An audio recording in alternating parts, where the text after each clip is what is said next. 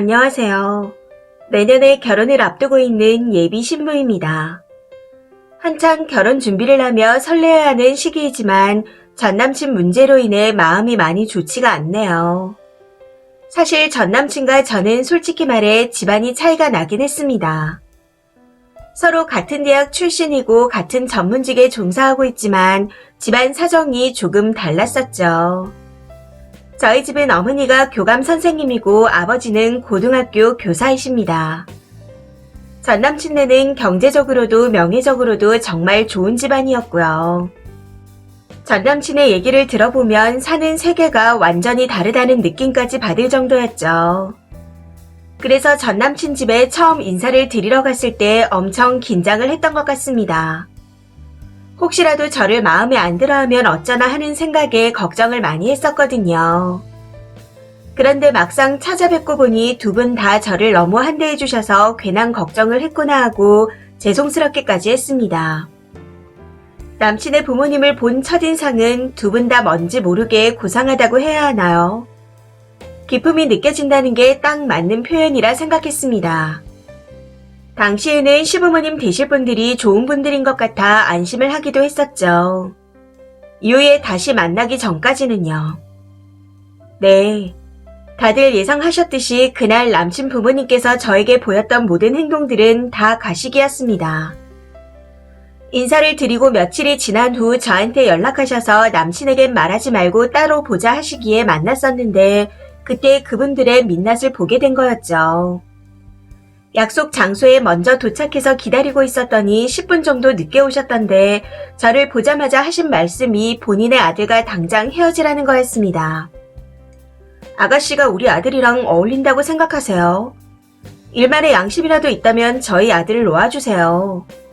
대충 이런 내용의 말씀을 하셨는데 말은 되게 고상하게 하셨지만 단어 하나하나가 저를 깎아내리는 말과 모욕이었습니다. 심지어 저희 부모님까지 깎아내리시며 모욕을 주시더라고요. 저 어디 가서 꿀릴 스펙도 아니고 저희 부모님도 어디 가서 무시당할 분들이 아니라고 생각합니다. 그래서 그런지 남친 부모님께서 하신 언행에 너무 화가 나더라고요.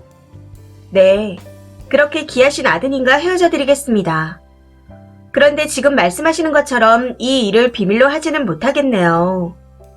그리고 저희 부모님 댁 같은 분한테 그런 말 들을 분들이 아니십니다. 본인 스스로가 대단한 집안의 사람이라고 생각하시는 것 같은데 이런 행동 하시는 걸 보니 어떤 분인지 말 안 해도 알만하네요. 이런 막대먹은 집안의 남자는 제가 먼저 사양합니다. 그럼 안녕히 계세요. 하고 말하고는 곧바로 일어나서 나와버렸습니다. 뒤에서 뭐라고 하시는 것 같았지만 신경 쓰지 않았었고요. 그리고 바로 전남친을 만나 본인 부모가 저한테 저지른 만행에 대해 다 이야기하고 이별을 통보했습니다. 그랬더니 그런 말들을 듣게 해서 미안하다며 자기가 중간에서 잘해보겠다고 저를 설득하더라고요. 하지만 그때 저는 이미 제 자존심과 부모님의 자존심에 깊은 상처를 입은 상태였기에 더 이상 그 집안과 엮이고 싶지 않다는 생각에 단호하게 뿌리쳤습니다. 사실 딱 잘라 헤어지자고 말하고 이별을 하긴 했지만 저도 전 남친과 그렇게 끝내고 많이 힘들긴 했었죠. 서로 정말 잘 맞았고 많이 사랑했으니까요. 그래서 하루라도 빨리 전 남친을 잊고 살아보려고 친구들한테 소개팅도 받아보고 부모님을 통해 맞선을 보기도 하며 지냈었습니다.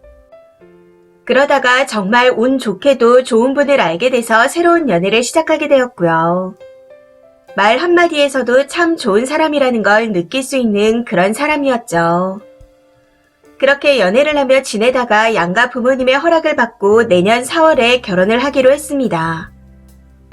물론 이번엔 예비 시부모님께서 저를 많이 예뻐해주고 계시고요. 예비 신랑의 좋은 인성이 시부모님 덕분에 만들어졌다는 걸 느낄 수 있는 그런 분들이십니다. 아무튼 그렇게 결혼 준비를 조금씩 시작하고 있었는데 저번 주에 갑자기 모르는 번호로 전화가 오는 겁니다.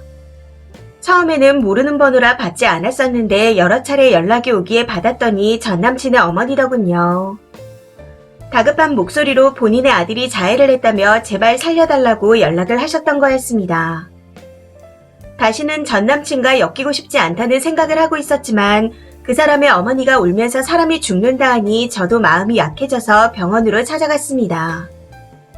물론 마음이 좋지 않아 찾아가기도 했었지만 앞으로 다시는 이런 일로 연락하지 말라는 것도 확실히 말해야겠다는 생각을 했었기에 갔던 거였습니다. 그리고 전 남친에게 가기 전 지금의 남친에게도 사정을 설명했고 다녀와도 된다는 허락을 받고 다녀왔습니다. 결혼을 앞두고 과거에 연이 있던 사람이 저와 관련된 이유로 죽으면 좋을 거 없다 하면서 다녀오라고 하더라고요. 아무튼 그렇게 전 남친에게 가서 이야기를 들어봤더니 저와의 결혼이 어그러진 이유로 부모님과 연을 끊고 현재는 혼자 본가에서 살고 있는 상태라고 했습니다.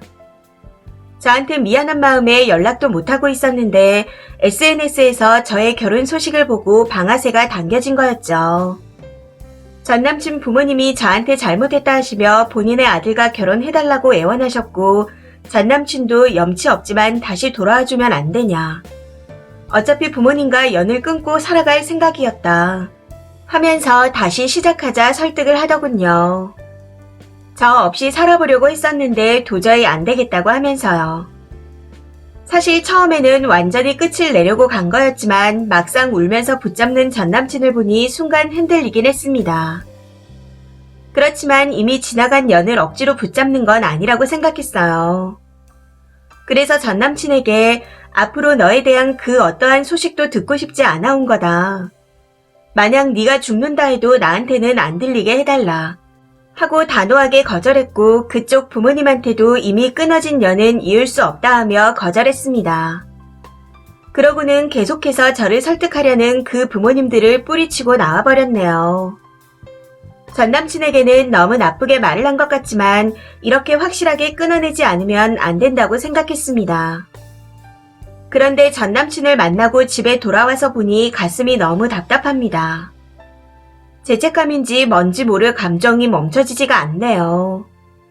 후회를 한다거나 그런 건 전혀 아닌데 이 감정이 도대체 뭔지 모르겠습니다.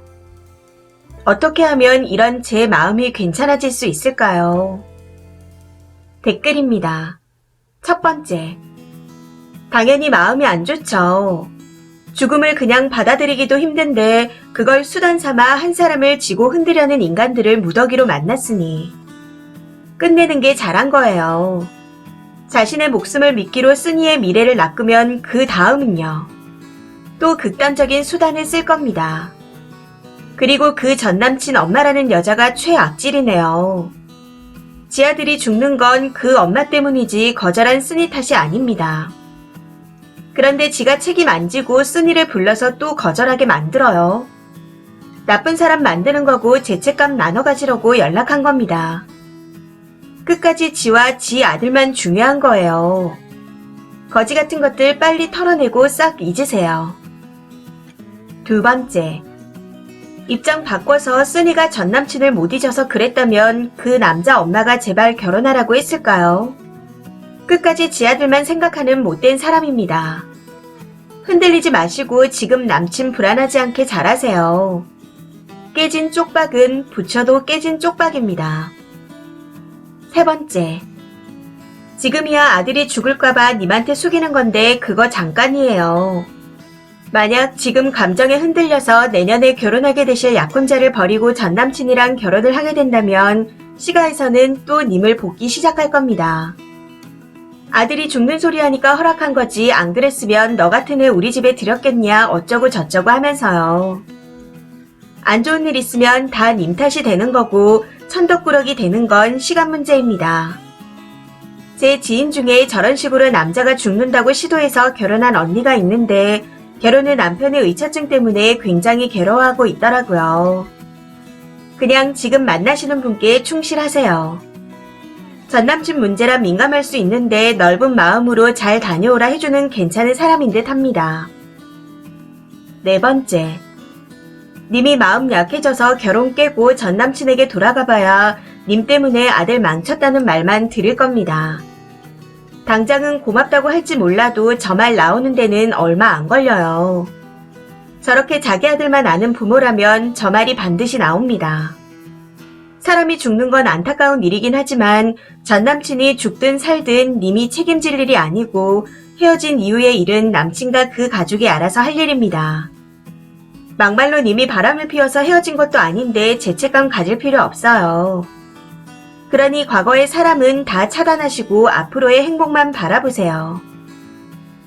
5번째. 아들을 그 지경으로 만든 건 그 남자 부모이지 쓰니가 아닙니다. 본인들이 사단을 내놓고 아들을 설득하기는커녕 쓰니한테 죄책감을 떠넘기고 님 탓을 하려고 그러는 거예요. 끝까지 이기적이고 쓰레기네요. 다시 이어진다 해도 그 남자는 부모 못 버리고 쓰니가 시달리다가 이혼 낌새라도 보이면 또 똑같은 선택을 하면서 사람 피를 말릴 겁니다. 단호하게 처신하신 거 정말 현명하셨다고 생각해요. 그리고 전남친 병원 가보라는 약혼자분이 정말 좋은 분인 듯 합니다. 이미 끝난 인연에 골몰해봤자 더 이상 의미 없으니 앞날의 행복에만 집중하세요. 6번째. 너무 나쁘게 말한 게 아니라 최고의 말이었다고 생각합니다. 부모님과 연을 끊었다면 진즉에 님을 찾던가 했어야죠. 결혼한다니 사탕 뺏기 내마냥 죽는다고 난리치다니. 누굴 위해서든 전남친을 다시 만나는 건 좋을 게 없을 듯 합니다. 설사 죽는다고 한들 님 탓도 아니고 이보다 더 확실한 믿음은 없다고 봅니다. 정말 잘하셨어요. 이 사연은 여기까지입니다. 시청해주셔서 감사합니다.